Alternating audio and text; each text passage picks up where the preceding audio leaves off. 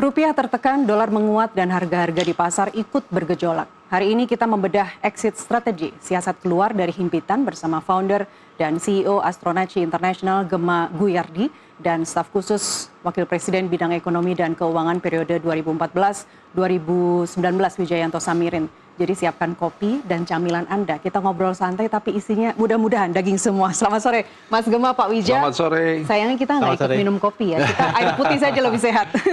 Saya ingin mulai dulu ke Mas Gemma. Anda terakhir prediksi rupiah berpotensi menyentuh 18.220 ya per dolar Amerika Serikat jika tekanan pasar terus berlanjut. Analis lain memprediksi sampai 20.000 Mas. Kalau di grup WhatsApp komplek lebih gila lagi sampai 25.000. Apa indikator yang perlu kita waspadai sebelum level-level itu tercapai?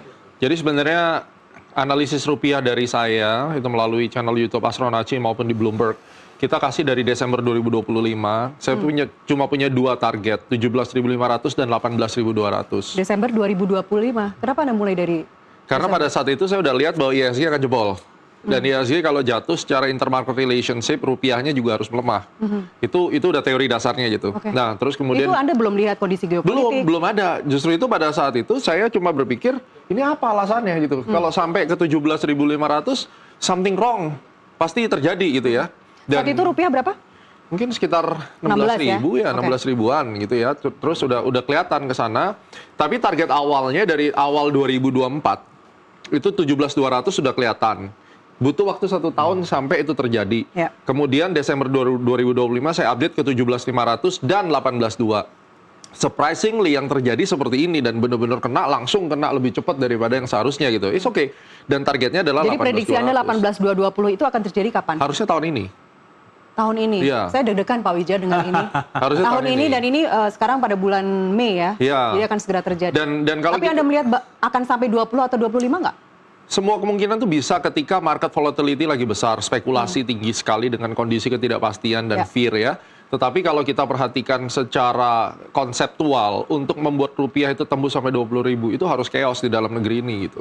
Tapi kalau misalnya tidak ada chaos, terus tidak ada gejolak geopolitik yang terulang dari era tahun 98 misalnya dengan teori yang saya baru sampaikan adanya paralelisme kejadian sekarang yang nampaknya sengaja diacak-acak termasuk pasar saham Indonesia dihajar melalui MSCI dan seterusnya.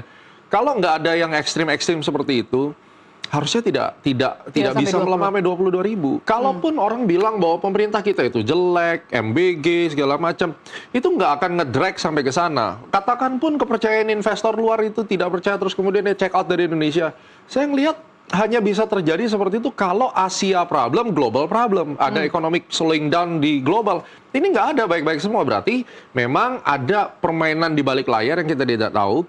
Tapi apakah bisa sampai ngedrag 22.000? Itu harus damage-nya gede. Dan I don't think itu bisa terjadi cepat. Tapi tetap kemungkinan itu ada. Kalau 18.200... chance-nya cukup besar untuk itu bisa terjadi. Mas Gemma, ketika Anda prediksi pada bulan Desember 2025 bahwa dolar atau rupiah akan menyentuh 17.500, saat itu kan Menteri Keuangan Pak Purbaya bilang akan menekan dolar menjadi 15.000 kan. Tahun depan akan menjadi 15.000 rupiah. Anda melihat langkah-langkah yang dilakukan pemerintah saat itu artinya tidak? Jadi begini, kita kan perlu melihat untuk dari rupiah dari katakan 17.000 ke 15.000. Kenapa angka 15.000? Angka 15.000 adalah angka sweet spot. Dan seringkali orang selalu melihat, oh rupiah kalau melemah bagus buat eksportir. Tidak. Rasionya adalah 1,8 banding 1. 1 rupiah benefit dari ekspor, harga yang harus kita bayar itu 1,8. Karena kita ada utang luar negeri, kita ada import dan seterusnya. Kalau mau dibawa ke 15.000, which is itu sweet spotnya, pemerintah harus menggelontorkan kira-kira 25 miliar dolar plus 30 miliar dolar untuk pembelian derivatif dan seterusnya. Sekarang kita udah ngeluarin 10 miliar dolar dan rupiah masih bertengger di 17.700. Artinya tidak bisa serta-merta hanya dengan intervene kita turunin ke 15.000. Dan kalau kita melihat sejarah dari tahun 2013 ketika itu tapering terjadi, untuk rupiah bisa turun di level sweet spot itu butuh waktu 18 sampai 30 bulan. Itu sweet spotnya. Jadi kalau dikatakan saya bisa intervene ini langsung dalam waktu 6 bulan, jadi saya tidak melihat itu realistis. Bisa, sangat optimis bisa. Tapi kan masyarakat butuh angka yang realistis. Nah, angka realistis menurut hitungan model saya adalah 18 bulan sampai 30 bulan, baru kita bisa ke diskon. Makanya kalau kita bilang reasonable number dengan uang yang pas-pasan sekarang untuk intervensi, bijaknya mungkin di 16.800-an, kira-kira seperti itu. Oke, 18.220. Kalau prediksi Pak Wijah? Saya tidak pernah mengeluarkan angka prediksi. Karena saya punya prinsip jangan sampai membuat masyarakat panik. Ya. Tapi saya bisa memberikan analisis arahnya, begitu ya. Jadi yang ingin saya sampaikan di sini yang pertama, banyak yang mengkaitkan situasi saat ini itu akan mirip dengan 98. Tapi kalau kita lihat ya, membandingkan kursnya itu juga harus fair. Mei 1998 itu kurs US dollar terhadap rupiah 10.000. Pak Harto jatuh, kemudian naik menjadi 17.000. 10.000 waktu itu, kalau kita adjust terhadap selisih inflasi Indonesia dan Amerika, sekarang itu 33.000. Kemudian 17.000 waktu itu, kalau kita lakukan treatment yang sama, sekarang 56.000. Jadi kalau kita membandingkan, kurs sekarang 17.700 dengan 33.000 itu masih jauh. Tapi memang begini, jauh dekat itu kan relatif. Jauh, kalau pemerintah tidak menyiapkan antisipasi yang konkret, kompak, terpadu, ya yang jauh bisa jadi dekat. Jadi dalam konteks ini ada dua hal yang perlu kita lakukan. Yang pertama, memberikan informasi yang proper kepada masyarakat sehingga tidak panik. Yang kedua, mendorong pemerintah untuk punya sense of crisis. Sense of crisis ini yang menurut saya masih kurang kelihatan. Bukan hanya di Kementerian Ekonomi saja ya Pak? Dan kalau kita lihat narasinya kan seperti menyatakan situasi baik-baik saja gitu ya. Sehingga dampaknya ya pemerintah sendiri terbuai dengan narasinya, kemudian tidak mengeluarkan kebijakan-kebijakan yang konkret substantif. Jadi gini, Mbak, kurs itu ibarat suhu badan. Kalau naik atau naik turun volatile itu badan sedang tidak sehat. Jadi apa yang terjadi saat ini jelas-jelas menggambarkan Indonesia tidak sedang sehat. Salah satu orang tidak sehat bisa sehat itu harus paham, sadar bahwa dirinya sakit sehingga mencari obat. Nah, diagnosanya harus betul. Iya, ini yang harus kita dorong supaya pemerintah mengeluarkan solusi yang tidak saja kosmetik tetapi fundamental. Solusi selama ini masih kosmetik. Karena begini, kurs itu menurut teori yang saya pelajari makroekonomi ini hanya simptom. Dari kondisi yang tidak baik-baik saja. Kalau ingin memperbaiki kurs, jangan hanya melakukan intervensi seperti menaikkan BI rate, menaikkan SRBI rate, kemudian juga melakukan intervensi pasar. Itu hanya kosmetik, hanya simptom yang diobati. Harus hal-hal yang sifatnya fundamental.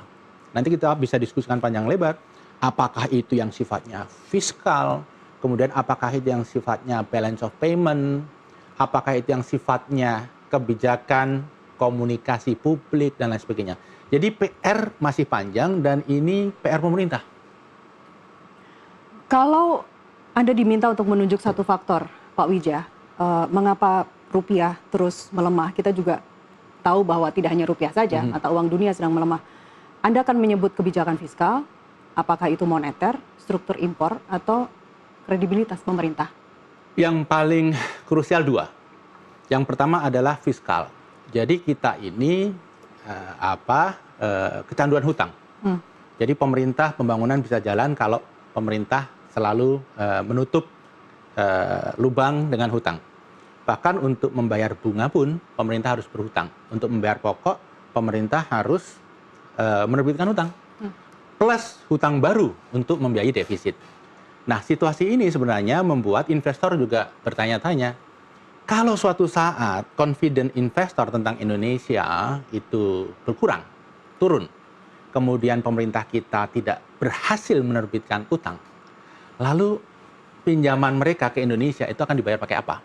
Jadi hal-hal seperti ini, sustainability fiskal yang membuat investor concern. Kalau balance of payment sifatnya juga struktural. Kita melihat struktur ekonomi kita makin didominasi oleh sumber daya alam. Ekspor kita apalagi, 5 mineral dan energi terbesar itu mewakili 42% ekspor. Total komoditi dan komoditi related itu sekitar 60% total ekspor.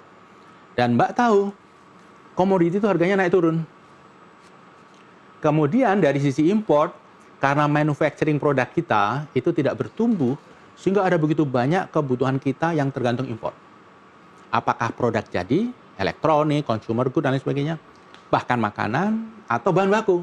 Nah, kita melihat inflow falas itu volatile, outflow-nya untuk barang dan jasa itu naik terus. Jadi, investor akan melihat ini sebagai basis mereka untuk memforecast. Oh, kalau situasinya seperti ini, berarti rupiah akan melemah. Rupiah akan menguat. Jadi itu beberapa hal fundamental yang perlu mendapatkan perhatian.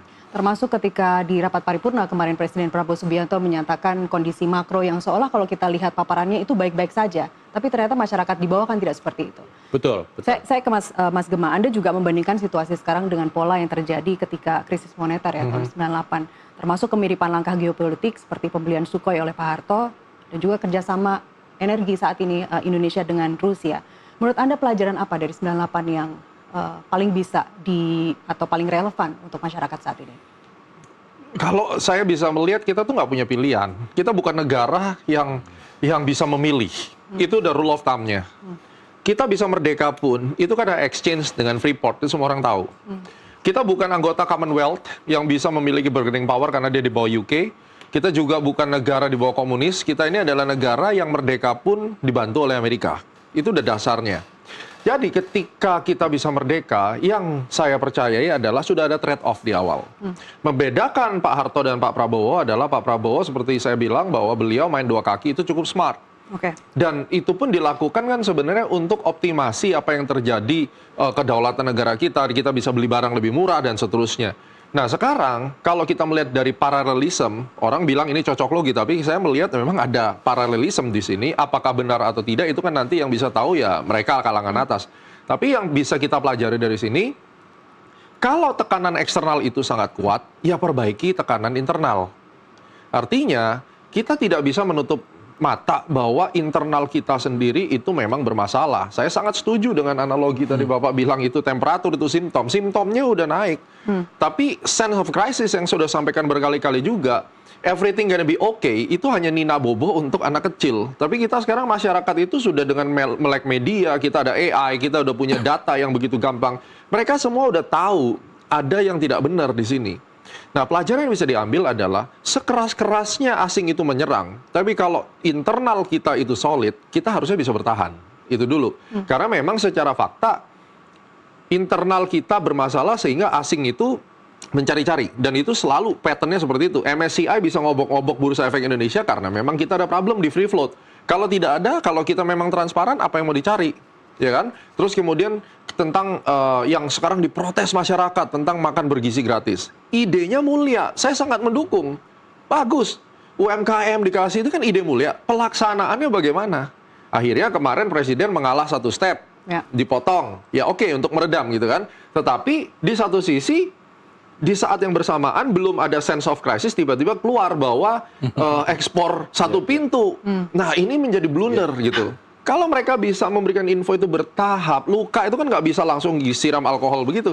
Satu persatu mungkin itu bisa lebih baik. Jadi menurut saya itu yang bisa menjadi pelajaran. Karena kita dengan asumsi lagi diserang oleh global, internalnya harus diperbaiki. Yang paling penting adalah kepercayaan masyarakat terhadap pemimpinnya dulu. Masalah asing nggak percaya kita itu urusan lain. Tapi kalau masyarakat kita sendiri tidak percaya sama pemerintah, ini yang akan membuat hancur Indonesia. Terkait misalnya polemik MBG itu, mengapa Anda melihat tekanan global justru yang paling penting untuk dipahami saat ini? Tekanan global itu hanya mencari-cari. Apa nih kira-kira yang bisa kita sikat dari Indonesia? Kan intel mereka di mana-mana di Indonesia ini. Begitu mereka lihat masyarakatnya tidak setuju MBG, ya dibor di situ. Dipakai sebagai alasan, oh pemerintah tidak visible, bahkan di framing di ekonomis, Presiden Prabowo jeopardize demokrasi kan. Itu kan memalukan sekali kalau sampai negara kita begitu dan masyarakatnya juga tidak ada sense of defense of the country gitu. Makanya saya bilang terlepas dari salah atau tidak, negara kita ini lagi dibully di depan umum. Memang benar problem, tapi let's defend our home gitu loh. Itu poinnya. Sense of crisis tadi yang disebut Pak Wija. Pak Wija, Jumat kemarin kan Prabowo kumpulkan tokoh dan mantan pejabat ya. Mereka yang diundang itu mereka yang menghadapi krisis 98. Salah satunya ada mantan Gubernur Bank Indonesia Pak Burhanuddin Abdullah. masukan dari Pak Burhanuddin adalah agar pemerintah memperkuat kerjasama tim dalam merumuskan kebijakan fiskal dan moneter. Apakah saya tidak tahu, apakah memang kita terlalu naif untuk mengatakan bahwa kita tidak punya pijakan yang kuat terhadap kebijakan fiskal dan moneter? Atau ini Anda lihat sekedar kosmetik saja bahwa ini loh kita pertemukan para pejabat yang saat itu memang berperan dalam mengentaskan krisis 98 di Indonesia? Ya, sebenarnya kalau kita lihat salah satu kelemahan kabinet kali ini adalah komunikasi yang tidak padu. Sangat kasat mata, hampir di banyak kebijakan yang baru diluncurkan itu komunikasi para menteri sering tidak padu. Kemudian ketika bekerja pun saya rasa juga akan ada ketidakpaduan. Ini bisa kita lihat dari komunikasi di media. Masyarakat, investor kan menganggap itu sebagai satu sinyal. Kemudian yang kedua, ada kecenderungan pemerintah kita ini, saya berkali-kali menyampaikan, melakukan reverse planning. Jadi yang dilakukan adalah mengumumkan satu program, kemudian planning, persiapan itu baru dijalankan. Sehingga apa? Sehingga ini menciptakan ketidakpastian. Tadi Mas Gema sudah menyinggung sangat tepat itu kebijakan tentang badan ekspor. Ini kan diumumkan oleh Presiden di depan DPR, semua media meng-capture, kemudian detailnya masih belum tahu. Sehingga yang terjadi apa? Semua panik. Ketika semua panik, saham yang terdampak itu dilepas, harganya turun, korelasi dengan nilai tukar rupiah. Padahal pada saat yang bersamaan, BI rate sedang dinaikkan, sehingga impact kenaikan BI rate terhadap nilai tukar itu di-neutralize oleh ketidakpastian yang ditimbulkan karena pengumuman kebijakan besar itu.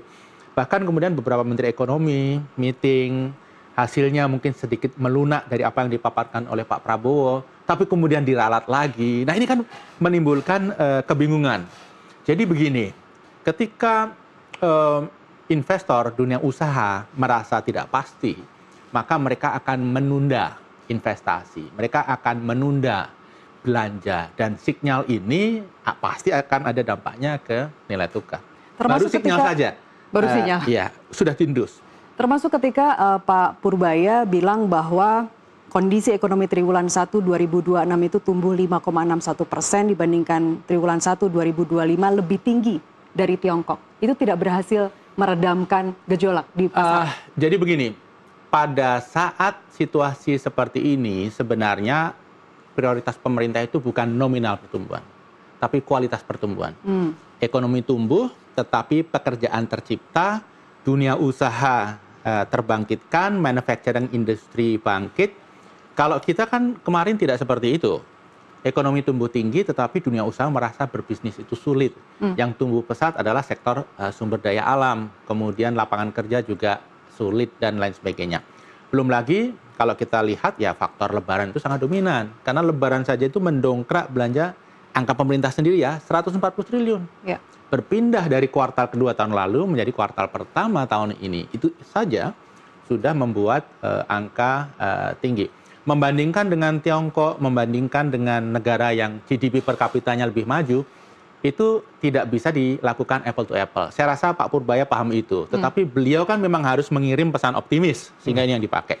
Faktanya begini, pertumbuhan ekonomi itu seperti akselerasi kalau naik mobil. Kemudian GDP per kapita itu seperti kecepatan. GDP per kapita kita rendah. GDP per kapita Tiongkok lebih tinggi. G20 jauh lebih tinggi. Artinya kalau mobil jalan dengan kecepatan lebih tinggi. Mengakselerasi seperti Indonesia yang berjalan lambat, ibarat mobil itu lebih gampang daripada yang kecepatannya 200 km per jam. Jadi, kita tidak bisa membandingkan apple to apple. Termasuk, kita harus fair. Zaman Pak Harto pertumbuhan ekonominya tinggi. Sekarang hanya 5%. Nggak bisa apple to apple. Kenapa? Dulu kita masih miskin. Ibarat mobil masih jalan pelan. Akselerasi itu gampang. Sekarang udah relatif tinggi. Middle income kan kita. Jadi akselerasinya menjadi lebih sulit. Oke. Kita ke tema sore ini. Saya ke Mas Gema. Exit strategi. Bagi sebagian masyarakat, ini exit strateginya karena harga-harga sudah naik, larinya ke pinjol. itu bukan exit strategi yang sehat, bukan? Kalau Mas Gema apa? Saya ada buat konten tentang 6 dimensi kematian. Waduh. Itu bulan lalu. Oke. Nampaknya cukup viral juga. Saya udah sampaikan endingnya, seperti yang tadi Bapak sampaikan itu on point. Kenapa? Karena GDP 5,6 itu hanya sebuah angka. De facto mereka nggak bisa beli makan, mereka nggak bisa menyelesaikan problemnya, mereka kepinjol. Ya kan? Ini kan artinya akan ada satu snowball yang menghancurkan masyarakat kita. Nah, kalau kita bicara exit point, yang paling pertama adalah mereka harus bisa cari makan, cari kerjaan yang layak untuk memenuhi kebutuhan hidup. Mereka bekerja, mereka dapat gaji. Nah, perusahaan yang ngegaji aja nggak bisa berusaha. Terus bagaimana caranya dia bisa gaji? Ini kan teori yang sangat dasar sekali. Terus kalau kita mau bicara exit strategi, rupiah itu naik turun supply and demand is very simple. Untuk supaya rupiah itu tidak di sell off, ya berarti harus ada kepercayaan dari orang lain supaya FDI-nya naik, foreign direct investment-nya. Sekarang FDI bisa dari investment, bisa dari pembelian bond. Bagaimana bisa ada investment kalau semua orang pindah ke Vietnam? Simple, kenapa orang pindah ke Vietnam? Salah ormas sampai detik ini nggak diberesin. Iya kan, itu sudah saya sampaikan berkali-kali. Bagaimana orang mau taruh 300 miliar, urusan birokrasi ribet, kena ormas lagi, terus kemudian dihantam global di mana China menunda import karena ada perang dan segala macam. Akhirnya orang nggak bisa ngapa-ngapain. Nah ini kan sebenarnya urusan kecil yang snowball sejak di era 2023 sebenarnya udah muncul masalah ini. Roll over ke 2024, begitu Pak Prabowo naik, nggak keburu. Karena kita lihat. Nggak keburunya kenapa? Sekarang kita perhatikan, dari zaman Pak Prabowo mimpin sampai sekarang, reshuffle kabinet berapa kali? 5 ya? Nah, 6. 5 sekarang kita punya perusahaan saja. Ada tantangan di depan dengan direktur yang terbaik lulusan Harvard pun belum bisa nyelesain. Ini baru kerja bentar di reshuffle, ganti ini. Reshuffle kemarin justru tidak menyentuh sektor ekonomi. Kurang menyentuh sektor Artinya apa? Seperti yang tadi beliau sampaikan, tidak ada well plan di dalam manajemen ini. Nah, ini harus kita perbaiki. Sehingga investor itu yang memang benar-benar non-politik ya, investor yang benar-benar mau taruh uangnya di Indonesia, dia punya sebuah confidence. Kalau dia tidak punya confidence, otomatis simple, oh negara lain lebih bagus, ya udah check out, pindahin, jebret. Sudah selesai, rupiah di sell off. Jadi teori saya melihat, kenapa rupiah itu melemah? Apakah karena US dollar menguat? Tidak, faktanya di XY itu sideways. Kalau kita perhatikan Jepang yen itu melemah juga karena internalnya ada masalah si Jepang ini memang sampai suku bunga dinaikin. Ya. Tapi kalau kita lihat euro, kita lihat Swiss franc, itu semua menguat terhadap US dollar. Nah, hanya rupiah saja yang melemah sama Jepang. Tapi kalau kita lihat Singapura itu justru menguat gila-gilaan terhadap rupiah. Artinya apa? Ini bukan pelemahan akibat US dollar yang menguat, tapi pelemahan karena memang di sell off habis-habisan orang pindah ke Singapura. Di Asia Tenggara apakah rupiah yang paling anjlok? I think so. Ya, confirm ya. Confirm itu. Oke.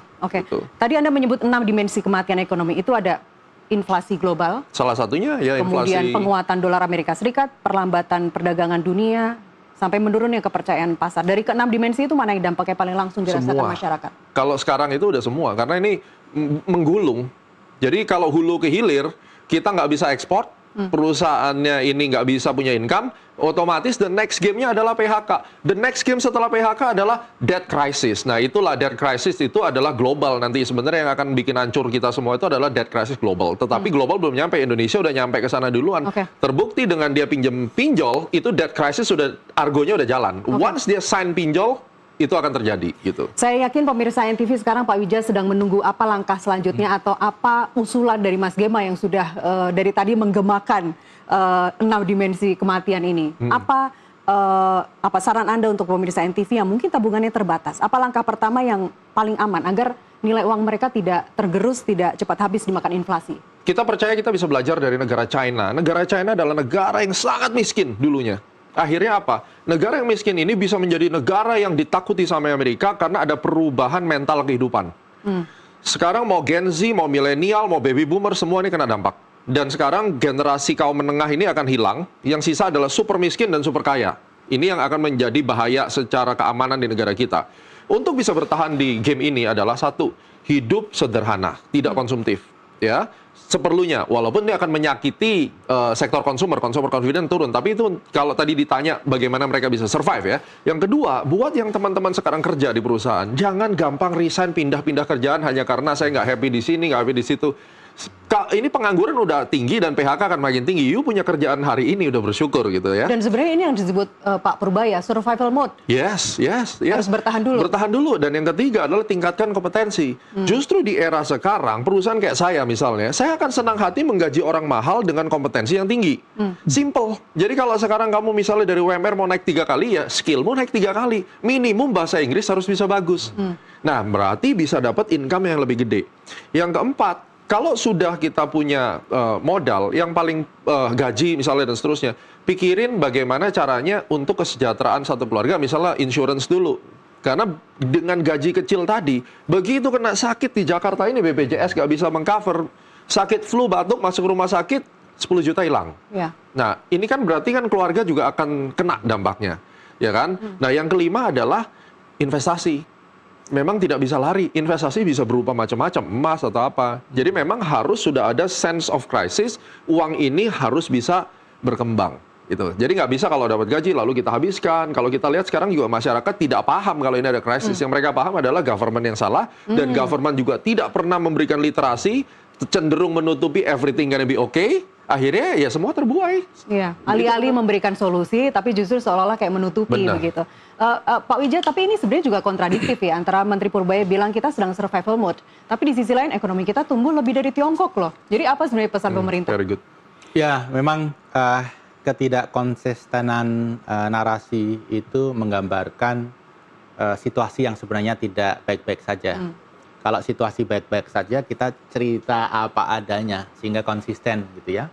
Tapi ya ada sesuatu yang harus dijaga, harus didorong supaya masyarakat tetap optimis, makanya seringkali narasi itu kelihatan tidak konsisten. Ya. Kalau saya mengartikan apa yang disampaikan oleh Pak Purbaya dan beberapa menteri, kita sedang tidak baik-baik saja, cuman tidak perlu panik, ada solusi. Tapi bahwa kita sedang baik-baik saja, tidak ada masalah, tidak begitu juga. Dan kepada para pejabat, sebaiknya kalau saya bisa menyarankan lewat forum ini adalah boleh berbicara optimis, tetapi harus terukur dan rasional. Kalau tidak, nanti kredibilitasnya hilang. Sayang kalau pejabat tinggi kredibilitasnya hilang pada saat dia dibutuhkan untuk meyakinkan masyarakat, investor, dan usaha masyarakat sudah tidak percaya lagi. Ya, karena siapa lagi yang dibutuhkan untuk pernyataan-pernyataan resmi kalau bukan source-nya, kalau bukan dari pemerintah. Gas sudah naik 19% Pak sejak bulan April, kemudian minyak goreng juga sudah banyak dikeluhkan. Sejauh mana sebenarnya efek berantai pelemahan rupiah sudah terasa sampai di kantong masyarakat desa? Jadi pelemahan rupiah pasti langsung terasa ke masyarakat desa. Kemudian konflik Iran kemarin kan membuat harga komoditas global naik. Ya. Jadi dalam US dollar sudah naik, rupiah melemah terhadap US dollar, sehingga dampaknya ganda. Dan kalau kita lihat faktanya, hampir semua kebutuhan kita itu membutuhkan energi. Apakah itu BBM, LNG, atau coal, atau apapun, listrik, dan lain sebagainya. Transportasi, kemudian hampir semua komponen yang barang yang kita konsumsi itu ada komponen importnya. Ya karena dunia ini kan sekarang sudah seperti global supply chain, satu sistem tunggal gitu ya. Jadi hampir semua produk yang kita konsumsi itu ada komponen importnya. Komponen import ini yang mendongkrak harga produk. Jadi terjadi inflasi, tetapi ini namanya cost push inflation. Inflasi yang terjadi karena biaya produksi meningkat. Nah ini harus hati-hati, karena kebijakan moneter, kebijakan fiskal tidak bisa membantu menurunkan. Kenapa? Ya karena memang biayanya sudah tinggi. Kalau inflasi biasa, harga naik, demand masyarakat turun, harga akan turun. Tapi kalau yang namanya cost push inflation, harga naik, masyarakat tidak membeli ya tetap di situ. Karena penjual kan tidak mau rugi. Nah ini situasi yang menurut saya perlu diantisipasi. Hampir semua produk kena. Tetapi yang paling tinggi pasti sektor properti, sektor yang terkait dengan angkutan, makanan dengan komposisi import yang tinggi, bahkan makanan tradisional seperti tahu, tempe, ini kan kedelainya 100% import, roti gandum, dan lain sebagainya. Ini semua naik. Dan kalau dikatakan siapa yang paling terdampak, justru... Siapa yang paling terdampak, Pak Widja, kita lanjutkan di segmen berikutnya. Kita kembali usai jeda, pemirsa, tetaplah bersama kami. Boleh diminum dulu. Oh, very nice topics, very nice. Tapi kalau udah Ini menyinggung nggak habis nih kematian. sampai tengah malam kalau diskusi ya. Pemirsa, kita lanjutkan dialog. Saya masih bersama Gema Guyardi, founder dan CEO Astronaci Internasional, dan Wijayanto Samirin, ekonom senior dari Universitas Paramadina di studio. Sudah hadir keduanya. Mas Gema, Anda menyoroti pemberitaan negatif ya, tidak hanya The Economist tapi Al Jazeera, BBC Internasional juga rasanya tidak ada yang positif. Dari pemberitaan rupiah kita. Sebenarnya seberapa besar pengaruh perang persepsi terhadap pergerakan rupiah dan bagaimana sebaiknya publik menyikapi narasi itu? Ini pertanyaan bagus sekali. Kalau ditanya dampaknya besar. Ya. Karena sebuah perdagangan itu trust basis, sebuah negara itu trust basis, credit rating itu trust basis. Jadi seperti saya tadi sampaikan, pada dasarnya simple. Kalau mau buat negara itu kuat, maka dia harus trustworthy, dia harus credible. Yang kita permasalahan, blundernya negara kita itu terlalu masuk tahap yang cukup mengerikan. Antar kementerian ngomongnya bisa beda, ya kan? Barang belum ditandatangan, udah diumumin. Habis itu nggak ngerti mau gimana. Nah, ini yang dianggap panggung sandiwara ini sama investor asing. Mereka gampang, mereka tinggal sell off doang. Nah, sekarang bagaimana masyarakat? Masyarakat harus tahu bahwa jika mereka mengambil satu keputusan untuk ikut kontra terhadap negaranya sendiri, itu akan menghancurkan lebih parah lagi. Nah, kalau misalnya kita menerima, oke lah negara kita ini begini, tapi kita sama-sama ngedefend, sama-sama satu suara, itu mungkin akan lebih baik. Itu artinya ya ada gotong royong. Nah, budaya gotong royong ini kan yang membuat negara Indonesia merdeka. Ya ayo sekarang kita gotong royong. Dan belum terlambat untuk dilakukan. Belum terlambat karena dengan gotong royong artinya akan mengurangi konflik-konflik itu. Dan untuk pemerintah juga tolong masyarakat ini jangan disakiti terus hatinya. Karena ini yang menjadi masalah. Mereka tidak akan mungkin bisa mencintai negara, ada nasionalisme, ketika hidup mereka merasa saya ditekan oleh negara saya sendiri. Jadi kenapa saya harus ke sini? Kalau dulu ada satu tahun yang lalu ada hashtag kabur aja dulu, itu kan sebenarnya sudah apinya gitu. Nah, belum saya melihat ada perbaikan, tapi makin ke sini makin tidak terkontrol. Nah, jadi persepsi itu sampai kalimat di Economist adalah jeopardize the democracy, ini cukup fatal. Artinya demokrasi itu diintervensi sampai masyarakat sendiri itu tertindas. Nah, makin bersuaralah seluruh dunia gitu. Bagaimana Pak Wija, pemerintah harus merespon framing media internasional yang negatif itu? Jadi begini, salah satu cara paling gampang untuk melawan persepsi itu adalah membangun trust.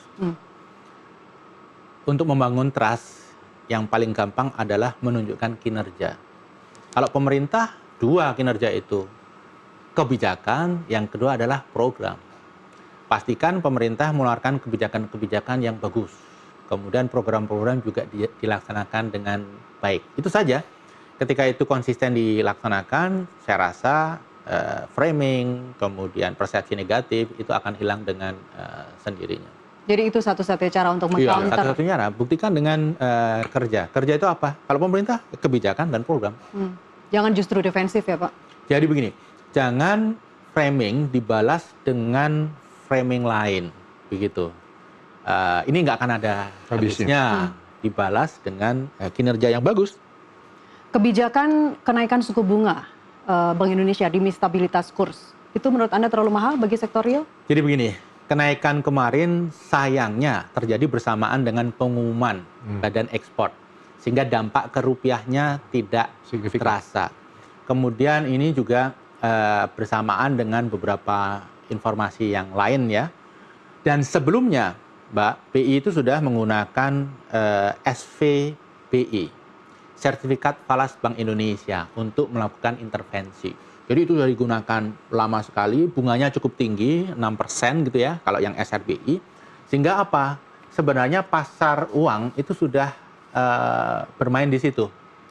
Nah, sehingga ketika BI rate dinaikkan, ini kan dampaknya ke bunga deposito, saving, dan lain sebagainya. Ini sudah tidak terlalu sensitif. Nah, dampak yang nanti akan terasa di midterm adalah suku bunga naik. Karena cost of fund bank naik, pasti credit rate juga naik. Sehingga dunia usaha akan merasakan. Nah, disinilah menurut saya pemerintah harus punya strategi. jangan sampai UMKM yang kemampuannya terbatas itu kemudian tidak bisa mengakses pinjaman bank, atau mengakses pinjaman bank tapi floating rate kemudian nanti naik begitu. Harus ada solusi, termasuk KPR. Ketika bunganya floating naik, kita harus mengantisipasi. Dilihat itu datanya, berapa banyak rumah-rumah yang akan default. Karena kalau itu terjadi, maka akan muncul krisis properti, krisis baru. Jadi memang pemerintah harus melihat betul data-data aktual di lapangan dan kemudian merespon dengan kebijakan yang tepat. Badan ekspor satu pintu itu sentimen negatif atau positif? Sangat negatif. Sangat negatif. Begini, narasinya bagus. Memang untuk mengurangi kebocoran akibat under invoice, akibat transfer pricing begitu. Tetapi karena kemudian diumumkan, kita belum tahu ya nanti badannya akan seperti apa. Seperti BUMN, di mana seluruh ekspor melalui dia membeli dari swasta, kemudian dia yang melakukan ekspor. Ini kan tentunya sangat buruk bagi dunia usaha. Sentimennya sangat negatif. Mbak bisa bayangkan, Mbak punya perusahaan tambang atau invest di tambang. Nyawa perusahaan Mbak itu apa? Ekspor market. Tapi ekspor marketnya harus lewat pihak lain yang kita belum tahu kredibilitasnya, kita belum tahu kinerjanya, sehingga ya semua melihat ini ada sebagai risiko tambahan. Nah sebenarnya ada begitu banyak cara lain yang menurut saya bisa dijalankan. Terkait ekspor? Iya, mungkin pemerintah tidak percaya dengan bea cukai. Sebenarnya kalau bea cukai itu bisa dipercaya, ini nggak perlu. Tapi mungkin pemerintah tidak percaya dengan bea cukai. Saya sebenarnya melihat langkah modifikasi seperti yang dulu pernah dilakukan zaman Pak Harto atau zaman Bu Mega. Kita punya Sukovindo, kita punya SI, Surveyor Indonesia. Ya sudah, 2 BUMN ini aja yang ditugaskan. Kalau mereka nggak mampu, khawatir kong kali kong, perusahaan Swiss itu SGS di-hire lagi. Jadi 2 BUMN ini kolaborasi dengan SGS biar mereka yang mengembangkan sistem. Dengan teknologi monitoring produk tambang itu larinya kemana, kita bisa tahu harganya.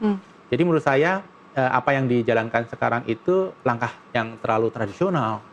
Dan menurut saya ada langkah-langkah yang lebih efisien, lebih tidak membingungkan, lebih tidak mengkhawatirkan. Pengumumannya pun juga timingnya kurang pas. Itu, pengumumannya juga. Artinya begini, ketika kita menyampaikan sesuatu, kita harus mengantisipasi. Ada pertanyaan balik. Nah, pemerintah belum menyiapkan jawaban atas pertanyaan balik tersebut. Oke. Badan ekspor satu pintu itu kan juga kita tidak tahu bentuknya nanti seperti apa ya Pak. Jadi mungkin kita berspekulasi nanti akan begini.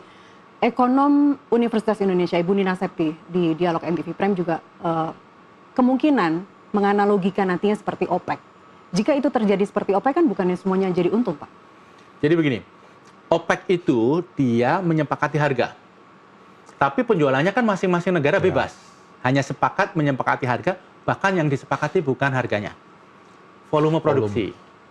Kalau menyepakati volume produksi lebih gampang. Ini kalau menyepakati volume produksi perusahaan-perusahaan tambang juga lebih gampang. Gitu ya. Tapi kalau kemudian ekspornya lewat satu pintu, nah ini suatu tantangan yang tidak mudah. Oke, Mas Gema, boleh ditambahkan? Ya kalau saya perhatikan di dalam proses satu pintu ini nantinya jadi kayak cengkeh kasusnya zaman yang dulu. Ini yang ditakutkan orang, mereka sudah punya kenangan buruk di masa orde baru, kasus cengkeh itu. Dan setelah kejadian ini saya langsung survei teman-teman yang punya tambang. Saya tanya, saya minta feedback, saya nggak mau berasumsi. Baru kemarin berarti ya? Baru kemarin, langsung saya telepon teman-teman yang punya tambang. Dan beberapa langsung ngadu ke saya gitu. Minta tolong sampaikan ke istana gitu ya. Dan jawabannya adalah, saya oke saja kalau lewat BUMN atau siapapun itu, tapi kami tidak percaya bahwa transaksi ini bisa mulus. Nanti akan ada, maaf kata nih, quote and quote, biaya-biaya tambahan yang tak terduga, delay, karena mereka menganggap nih kerjaan mereka terlambat. Karena mereka even mau bikin KTP aja susah katanya, apalagi menggantungkan nasibku ke satu pintu. Apalagi di daerah ya, nah, di Jakarta, di Jawa Barat itu masih susah. Ini yang mereka takutkan. Ini berarti dasarnya Anda lihat distrust dari pemerintah sudah begitu besar. Karena memang pas performance-nya menyatakan demikian. Itu tidak bisa dipungkiri gitu. Dari tadi kita menyinggung tahun 98, tentu kita tidak ingin itu terjadi, tapi kita semua tahu bahwa pemerintah jatuh bukan karena oposisi. Tapi karena ekonomi yang ambruk, kepercayaan publik yang runtuh, Pak Wija dan Mas Gema sama-sama merasakan bagaimana tahun 97-98 dulu ketika Pak Soeharto jatuh. Kita juga masih ingat betul krisis yang mengguncang Yunani 2010 kalau saya tidak salah, Argentina secara bergelombang, Sri Lanka baru 2022 kemarin.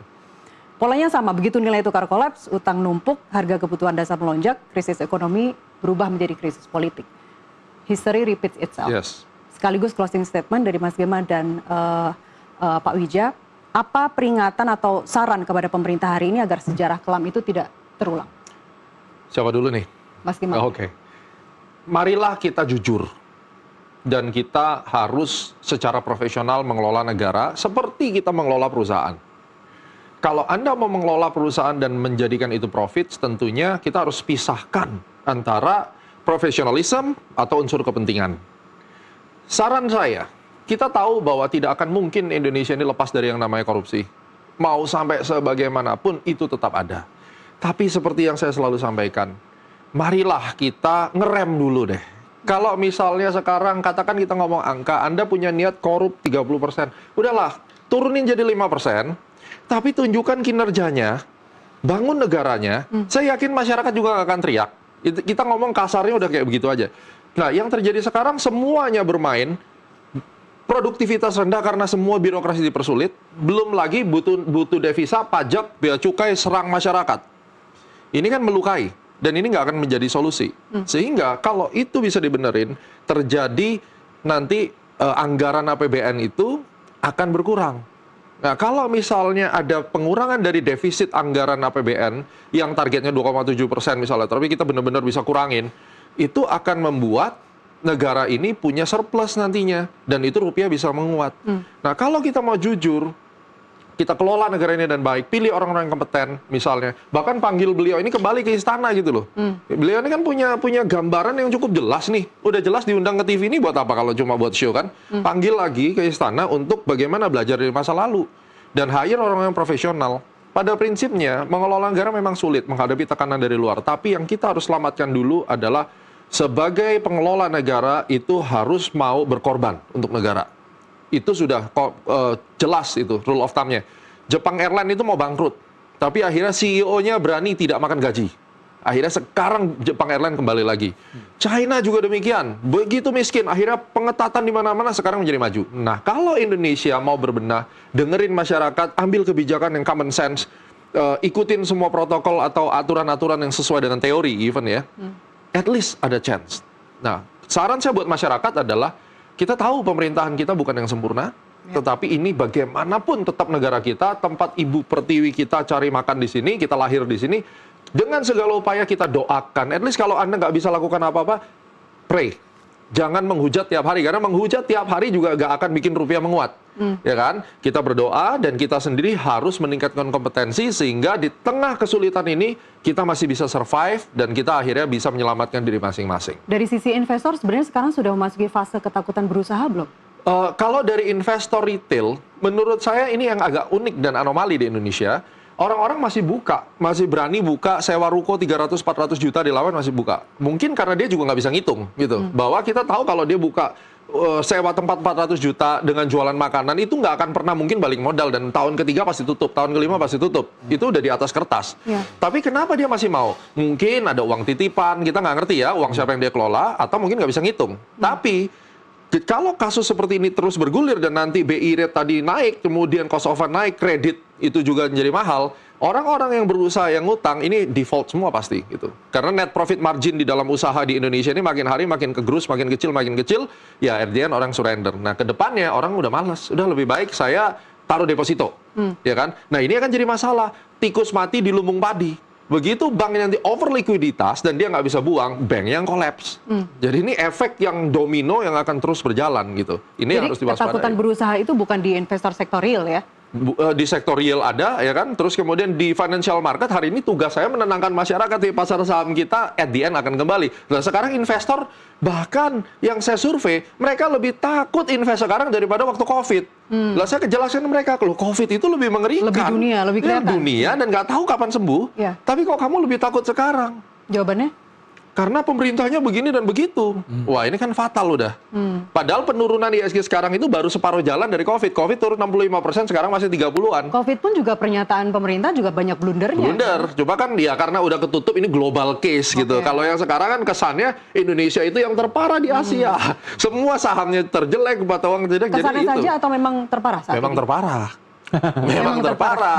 Jadi bagaimana Mas Gema Anda bisa menenangkan publik saat ini, pemirsa NTV saat ini? History repeat itself. Karena dalam semua krisis, natural law-nya ISG pasti all time high. 98 kita lalui, 2008 kita lalui, krisis Timur Tengah 2011, 2013 tapering, 2015 slowing economic growth, COVID-19 2020, terus kemudian tarif war, yang baru terjadi tarif war 2020 ISG all time high.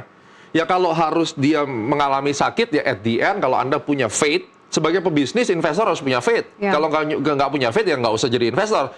Tetap harus kita punya keyakinan. Harus optimis harus ya? optimis. Harus optimis. Pak Wijaya, apa saran Anda supaya kita tidak kembali ke masa kelam 97-98? Kepada, singkat saja ya, kalau saya kepada masyarakat, yang pertama jangan panik, lalu hidup hemat, bekerja cermat. Itu saja dijalankan. Kalau kepada pemerintah, 3 masukan saya, perbaiki komunikasi, perbaiki policy, perbaiki eksekusi kebijakan. Kalau tadi Mas Gema ada 6 dimensi kematian, Pak Wijaya kan juga punya 5 jebakan Batman. 5 jebakan Batman itu masih adakah alasan bagi masyarakat untuk optimis bahwa Indonesia bisa melewati badai ini? Optimis perbaikan akan terjadi dalam jangka pendek itu perlu kita simpan dulu. Optimis bahwa dalam jangka menengah kita akan membaik, ya. Itu harus dijaga justru optimisme itu. Tetapi jangan mempunyai harapan terlalu membumbung. Begitu nanti kecewa. Jadi fondasi apa Pak yang harus dibenahi langsung agar misalnya swasta, misalnya UMKM yang Anda sebutkan tadi bisa menjadi motor pertumbuhan. Optimisme itu tetap harus ada meskipun jangan terlalu tinggi. Pemerintah menurut saya sekarang fokusnya ada banyak hal yang harus dilakukan ya. Tapi menurut saya yang absen dan ini harus menjadi fokus adalah buat swasta nyaman berusaha. Karena mereka yang menciptakan pajak, menciptakan pekerjaan yang memutar roda ekonomi. Danantara boleh besar, tapi jangan memepet, menggencet swasta. Mereka berkolaborasi boleh, tapi jangan semuanya diambil oleh Danantara. Kita harus ingat, orang inovatif, sistem yang efisien, kreativitas, itu ada di swasta. Bukan di BUMN, bukan di Danantara. Kalau kita ingin bersaing dengan dunia, kalau kita ingin memanfaatkan hal-hal yang sebenarnya seperti tidak ada harganya di sekitar kita, yaitu entrepreneurship swasta harus didorong. Tapi ketika aturan-aturan itu sudah dituangkan dalam PP, Pak, apa yang bisa dilakukan? Begini, peraturan itu bisa disesuaikan. Tapi seringkali yang terjadi di Indonesia, ya, peraturan satu hal, tapi implementasi di lapangan itu hal yang lain. Tadi disebutkan premanisme ya, bahkan di kawasan industri yang world class seharusnya premanisme masih masuk. Jadi jangan sampai membuat kecewa dunia usaha, investor yang sudah mengharapkan sesuatu yang world class dari Indonesia diganggu dengan hal-hal seperti itu. Jadi regulasi satu hal, memang perlu waktu untuk merubah, tapi bukannya tidak mungkin dirubah. Tetapi yang paling penting adalah eksekusi di lapangan. Yang penting adalah eksekusi di lapangan. Dan bagaimana persepsi itu bisa dilihat oleh publik bahwa pemerintah, bahwa pejabat kita satu pintu dengan persepsi yang sama, dengan yang baik. Sebentar, sebelum kita menutup. Tadi 18.220 itu Anda prediksi terjadi tahun ini. Yeah. Apakah Anda juga bisa melihat, atau bagaimana Anda bisa melihat prediksi itu? Jadi kalau saya menggunakan model statistik dan financial astrology model dan technical analysis yang kita combine ditambah dengan konfirmator daripada global economy, itu sangat memungkinkan untuk ke sana, dan itu kelihatan pola yang terbentuk melalui model neural network yang saya masukkan tuh arahnya ke sana gitu. Jadi memang itu teknis sekali, tapi ya at least tuh lebih konservatif dibandingkan teman-teman yang frustasi bilang 25.000 gitu loh. Iya. Ya, dari saya sangat setuju kita kalau itu nggak beralasan ya, 25.000 ada, beralasan semua ya? punya alasan. Itu asumsi, semua orang berasumsi, tapi kita harus bijak. Saya pingin ngeklaim bahwa saya ini analis yang luar biasa hebat. Saya bisa bilang 25.000. Katakan pun benar saya 25.000, tapi apakah kita memberikan kontribusi pada negara atau hanya menebar fear yang seperti tadi beliau katakan? Nah, itu yang harus kita sangat berhati-hati. Katakan sekarang seorang Gema ini dipercaya orang ngomongnya, saya pun nggak akan langsung belak-belakan misalnya memang akan 25.000 gitu. Itu hanya akan membuat chaos dan membuat orang makin menjual rupiah. 20.000 pun nggak ya? Menurut saya 18-22 bulan nanti ada intervensi lagi dan kita kan berlomba dengan waktu. Ya. Artinya begitu tensi daripada geopolitik ini mereda, tentunya itu juga akan menguat. Dan pada saat rupiah menguat, menurut saya ya kembali 16.9, 17.2, itu sampai 6 bulan. Jadi kalau dibilang dalam 3 bulan langsung, ya saya sangat setuju ya, lupakan aja daripada itu menjadi pemanis gitu ya. Ini masalah hari ini nggak akan kelar di bawah 24 bulan. Kita jujur-jujuran aja. 2 tahun. Itu paling cepat kalau pemerintah mau lebih sinkron. Oke. Gitu. Jadi kalau sekarang ada pemirsa NTV yang punya tabungan dolar meskipun tidak terlalu besar, berarti nanti di level 18.000 dijual aja. Kita lihat. Kalau saya mungkin saya akan jual sebagian. Tergantung. Kalau profitnya udah 30-40%, saya berani ambil. Di level 18.000? 18.200 segala macam ya.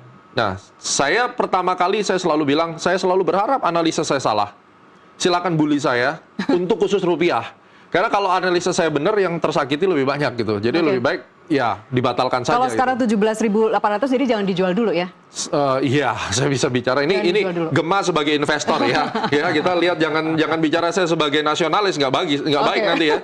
Kalau Anda tanya saya punya tabungan US dollar deh. Ya saya akan tahan. Ya let the profit run. Nanti kalau seandainya US dollar menurun, Pak Gema kemana? Ya mungkin saya pindah Singapura. Nah paling sial ya udah saya masukin ke deposito misalnya. Itu exit strategi. Exit strategi atau beli bond aja yang US dollar kan sama aja gitu. Ya oke.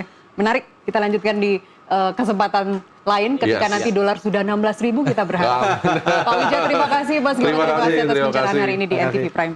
Pemirsa, demikian diskusi NTV Prime hari ini. Satu pelajaran penting di tengah gempuran dolar, exit strategi bukan lagi sekadar istilah, tapi bekal bertahan setiap keluarga. Tetap tenang, tetap waspada, sebab badai bukan untuk ditakuti, tapi untuk terobos dengan perhitungan matang. NTV Prime kembali dengan informasi lainnya, tetaplah bersama kami.